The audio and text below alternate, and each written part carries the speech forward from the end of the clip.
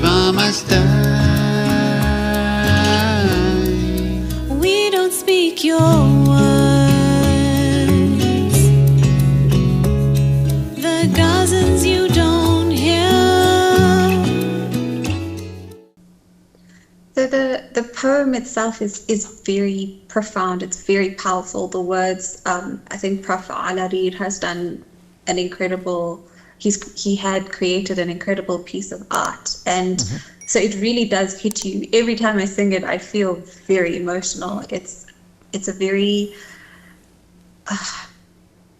melancholic, sad piece of work, and I think together with the music that Uncle Jeremy has put to this piece of poetry, it really touches people's hearts. Art is the absolute expression and revelation of fundamental truths reflecting geography and the place, and is influenced by situations and challenges surrounding the artist. From this point on deep belief in the noble mission of art within its different genres and its role in preserving the Palestinian narrative and identity, the South African band of Mavericks organized an event-worthy poem, If I Die, of the renowned Palestinian poet Rifat Al-Arir, who was murdered by Israel at his home in Gaza, was sung by composers and solidarity activists Jeremy Karodia and Dr. Mehtab Hayat.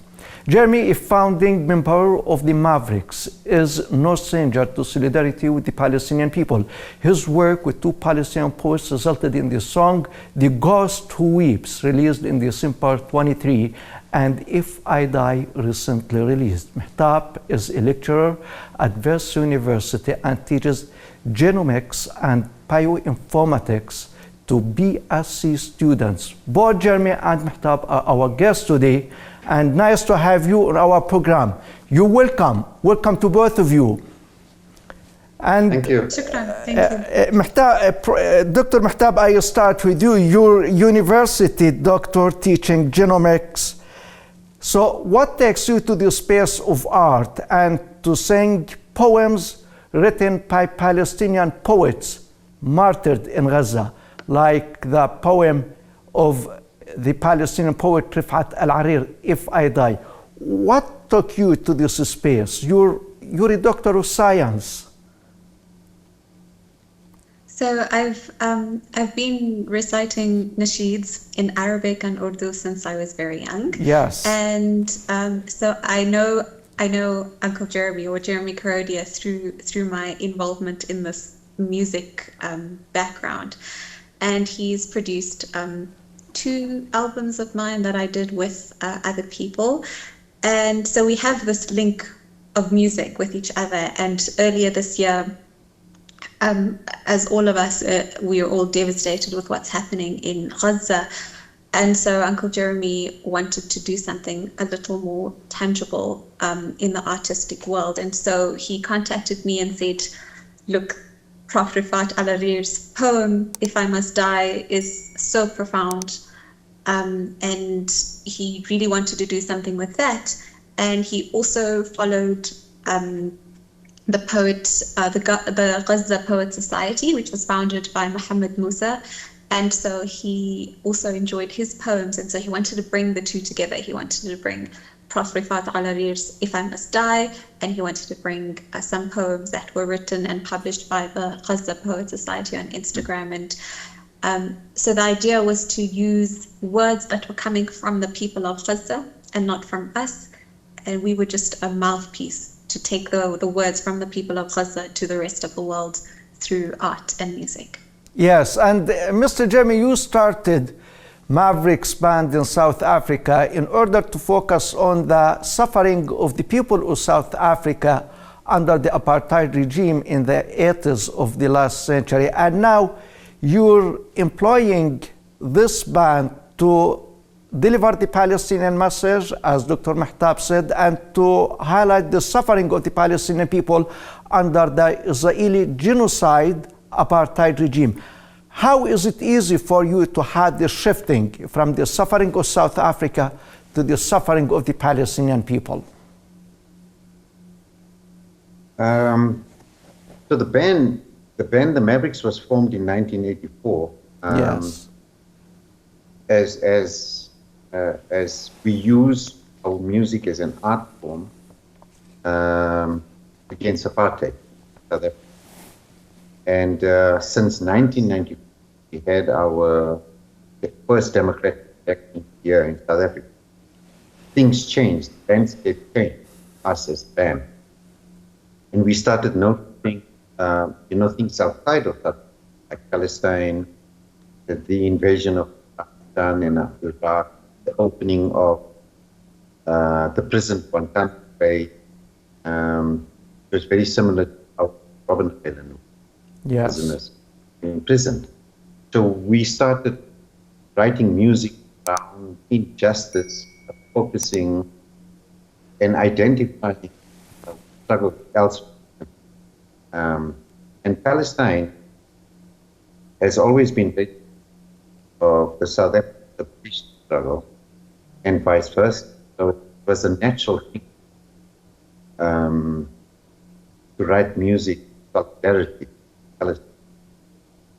This is a collaboration with Palestinian art, South African art. So that shift was difficult in the sense that we identified. Okay, and Dr. Mehtab, when you sang together with Jeremy the poem of Rifat Al-Arir, Martyr Rifat Al-Arir, If I Die, how were you affected yourself by this poem? And after you sang it, how do you feel it affected the people who listened or watched you, its impact on your audience? So the poem itself is very profound. It's very powerful. The words, I think Prof. Al-Arir has done an incredible. He had created an incredible piece of art, and so it really does hit you. Every time I sing it, I feel very emotional. It's a very melancholic, sad piece of work, and I think together with the music that Uncle Jeremy has put to this piece of poetry, it really touches people's hearts, and that together with the video that an artist, Elena Khalek, has created, I think all those aspects together, when people watch and listen to the song, it really brings across the suffering of the people of Gaza and what they're going through in this current genocide. And so I think it removes all the other complications that people like to bring in, when discussing this issue. And it really just brings it down to the main thing, which is the suffering of the people of Gaza under the current genocide. And so I think it is a very powerful piece of poetry. Yes. And Jeremy, I felt helpless and needed to remind and reassure myself that we understood this struggle as South Africans. I needed to show my solidarity again. That's when the idea of this song was born. How you explain that to the audience? And were you not having understanding of the struggle before you read the poem and you sang it? Yeah, that was interesting. While we've been writing music about injustice around the world, when the issue of Palestine came up, and I think in particular this particular poem that Bart had written, it was the question, if I must die, that caught my attention. Because, having had liberation in South Africa, you sometimes tend to forget that there are other countries that are going through similar things like Palestine and what's happened in Gaza right now. And that question woke me up when I read it, that I've been through some kind of struggle, and I can identify with that question because he's asking not only to his daughter Shaima, he wrote the poem, but he's asking me outside of Gaza, if I must die, I'll fail. Because if everybody gets eliminated to speak about that history, and the way this genocide is going, so many people have been killed, lost, under the rubble.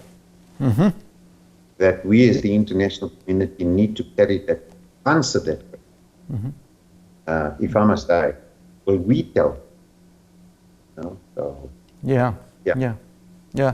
And Dr. Mehtab, if you are asked to speak a word to the women of Gaza who lost their children, husbands, families, and homes, what would you speak to them as a woman, a doctor of science, and as an artist?